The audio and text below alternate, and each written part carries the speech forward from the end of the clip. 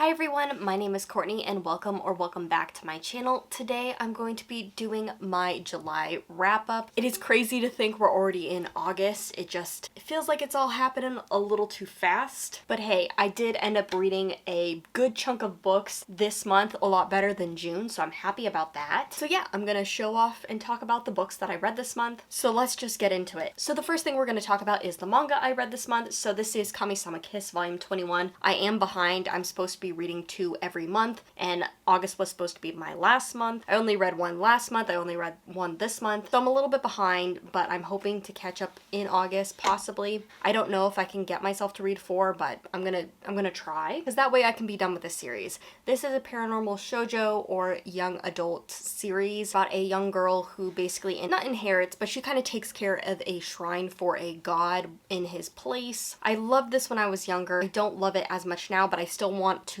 know how the story ends, and we're right on the cusp of that. It's okay. It's like a 3 out of 5 series for me. Not my favorite. The next book I read was Rogue Protocol by Martha Wells. This is the 3rd novella in the Murderbot series. I love Murderbot, and this is like the perfect kind of escapist, action-packed kind of sci-fi that I need between some of the other books that I read. And in this one, he is off on his own again, and he's trying to figure out some stuff that have happened in some of the previous sections of the series. They try to say that they don't like humans, but here he is going to protect them, to uncover and make sure that certain secrets stay secret. Like all the Murderbot books, I feel like this does have a little bit of a pacing issue towards the end. When you get into that action sequence, it's a lot going on, and it's like slightly hard to follow, especially because I am reading it in audiobook format. This is like the perfect thing to pop on and read just for the day, but also like I do want to sit down with it at some point and read one of these. I like non-human space things interacting with humans. I love AI stories, but they have to be done in a very specific certain way for me. And this, I feel like, really touches into what I like. So yeah, I love Murderbot, would recommend it. This was like a 3.75, so not as quite as good as the other 2 in the series, but I'm still enjoying it. The next book I read was Most Ardently by Gabe Cole Novoa?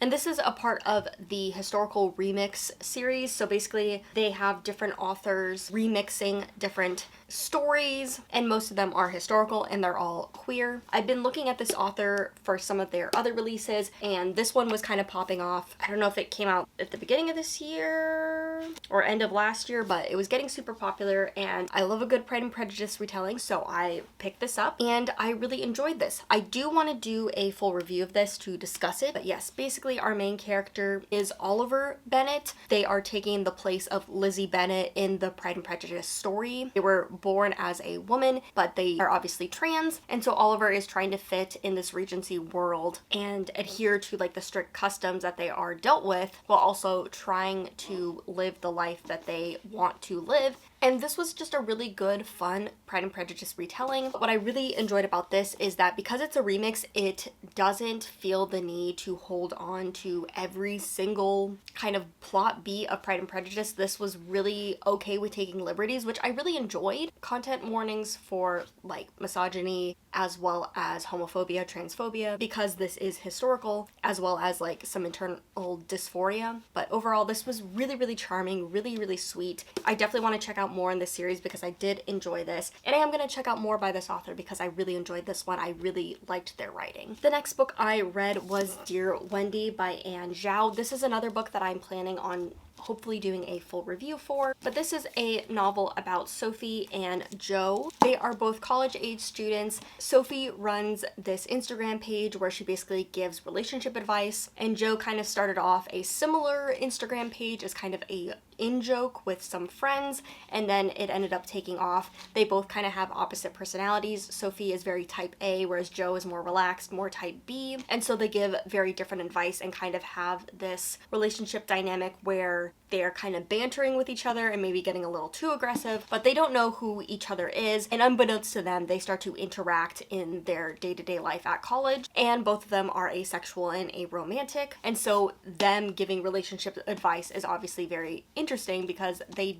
both never plan to have that kind of experience. They are both like very much on the relationship and sexual repulse side of asexual, aromantic, and so it's them becoming friends and finally finding a person that they can can relate to. And so I really liked this in some respects. Obviously, I love seeing the representation. I really liked the banter that they had going on with the secret Instagram pages. That worked really well. But there were a lot of things that didn't quite work well. This is very slice of life in a lot of ways. It's just us following them through this college experience. So there's a little bit of conflict, but personally for me there wasn't quite enough, and it felt like we could have really beefed up some of the story beats for both of these characters, which I want to discuss obviously in my review. But I love this cover. It is so cute. It's definitely on my asexual aromantic recommendation list. There were parts that just really squeezed at my heart that I really enjoyed, but it wasn't a perfect read either, and I do want to discuss it. Next book I read was Just As You Are by Camille Kellogg, and this is another Pride and Prejudice retelling. I sat down just to read a fun queer romance story,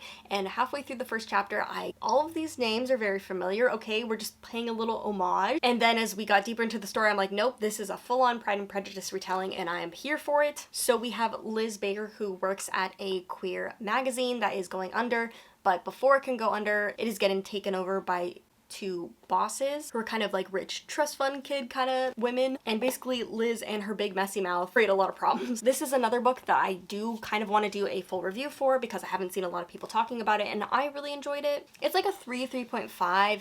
It's just a very solid, good read. It wasn't like my favorite one, but it wasn't my least favorite one either. But if you're looking for like a butch love interest, we have that, as well as a main character who kind of identifies on both ends of the femme butch spectrum that likes to play around with that. We have lesbians, we have the word lesbians several times in this novel if you're looking for that. And like, it's just like a queer, fun Pride and Prejudice retelling set in New York at a magazine. So it's cute, it's really fun. Again, it's not perfect, but I really enjoyed it and would recommend it, and I want to discuss it further. The next book I ended up finishing was The Color of Law by Richard Rothenstein. I started reading this, I want to say, at the end of May, and I finished it up in the beginning of July, just kind of taking my time to slowly read this nonfiction book. And this book is discussing mainly racial segregation and how it was codified into law in very insidious ways, obviously, and is just a way that we don't often think about how places were segregated. It's not just like the drinking fountain, it's not allowing people to buy property in certain areas, it's creating this idea of white flight and scaring people into selling their property to make certain areas, it's keeping certain areas not as nice, making sure that dumps go next to those areas to keep them not nice. And so it was really interesting, really informative. When I've heard this novel discussed, I thought it was going to also discuss like zoning and how like voting zones are like kind of cut up and chopped up to make certain areas. I'm kind of sad that it didn't discuss that because I feel like it fits very neatly into why this kind of segregation is such a big problem, not just like for like education and jobs and all of that kind of stuff. Like there's another factor to this as well. So I feel like there was a little bit of a missed opportunity, but overall this was really, I don't want to say interesting, but a really good read to get some of that information that I, kind of knew, but like didn't know the extent of. But I will say, do not go for the audiobook because it is just very monotonously put on. I did not enjoy the audiobook experience. The information was good. I thought it was told in a compelling way, but the audiobook kind of sucked all the compellingness out of the narration, which is unfortunate. Another book I read is The Brides of High Hill by Nhi Vo, and this is a novella in the Singing Hills series. This is a fantasy adult novella series, and again, this is like the 5th book, so we know our characters, we know where we're going with this. And in each of these novellas, you follow Chi, who is a monk who collects stories. What I love about this series is that it always tries to show storytelling in a unique way. Like there's so many ways that people tell stories, about how stories are different depending on regions. Like it just does something interesting in each of the stories. The first 2 stories are still my favorite by far, but I've enjoyed every single one in the series.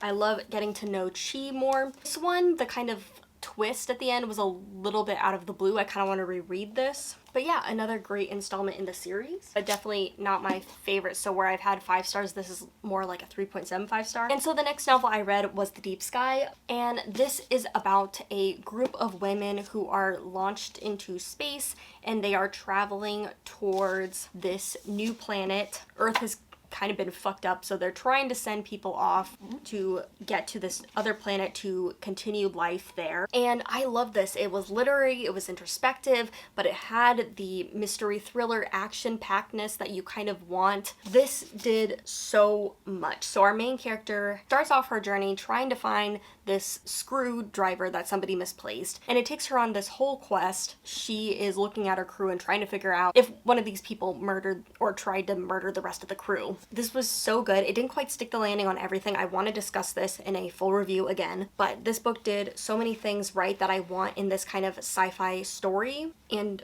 also, if you are looking for a sci-fi novel with little to no romance and no romance for the main character, I have a new book for you, and it's really, really good. I think I ended up giving this like a 4, maybe like a 4.25. I really, really enjoyed it. Again, there were some things that didn't quite work for me. Mostly, I believe what was missing for me was that this is a mystery thriller, and there were moments that seemed to be building, that seemed to be trying to get tension, but that just weren't quite effective enough for me. I felt like there were moments that could have really driven up that tension and really given us that air of thriller. But overall, this was excellent, a melding of a lot of different genres, and just really great writing, really great characterization, really great in terms of like discovering the mystery of what's going on, but also discovering our characters and how they interact. There's a great mother-daughter relationship as well as like strained friendships. There was a lot of really, really good discussions of a lot of different topics in here, and it just wove really perfectly into the story and the plot.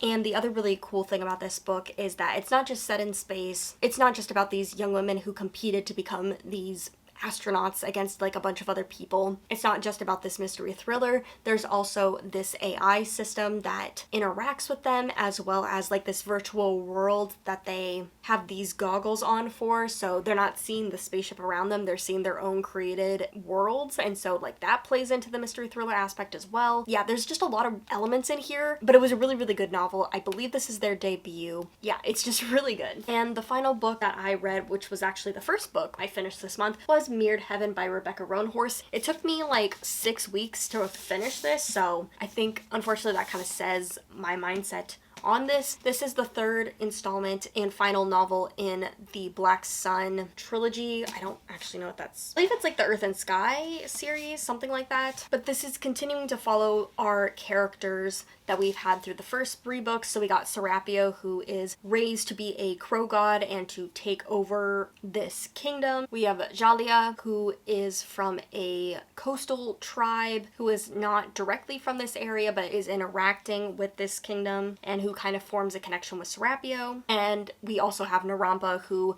was trained to be the sun priestess of this kingdom but was kind of ousted in a coup, is definitely not wanted. The sun priest because of her origin as someone from the impoverished area.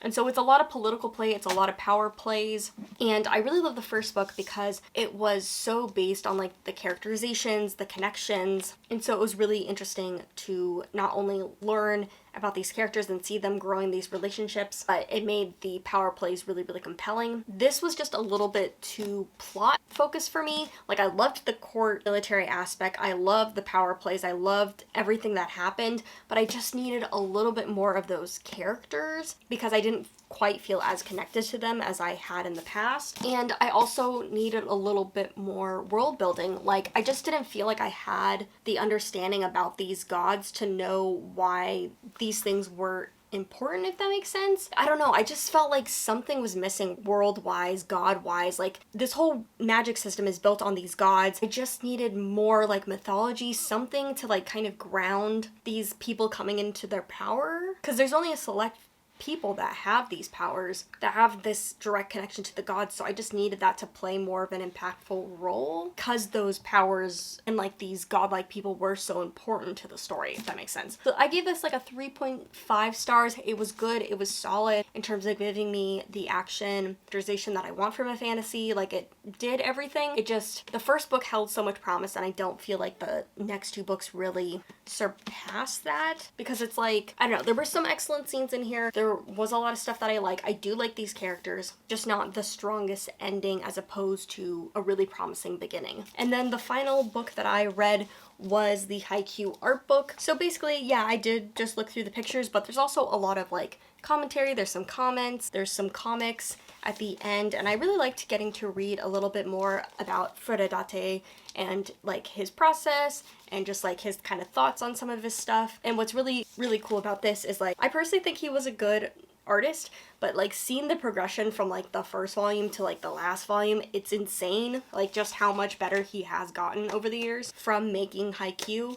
But Haikyuu is one of my favorite series of all time, so of course I need the art book. I'm glad I have it, especially because a lot of these illustrations we don't have in color in the US. Like, I think a lot of the Japanese manga, like when you buy them, you'll get those certain panels and images in color, which we only get in black and white here, so I'm glad I have this now. So someday I will have my Haikyuu shrine where I can have all my stuff. But yeah, those were all the books that I read this month. A lot of really great stuff. I think The Deep Sky definitely has potential to be on my favorites of the year list, but I really enjoyed everything, and I definitely want to discuss a lot of these because, again, I enjoyed them. I want to recommend them, discuss things that could have been better. But overall, I'm looking forward to all of these authors, to reading more of their work. So yeah, I was really excited to read these, and I just want to discuss more. But yes, those are all the books that I read this month. I had a lot of fun reads, a lot of great reads, but I would love to know what you enjoyed this month, what you read. But thank you so much for watching. I'll see you guys later, and happy reading!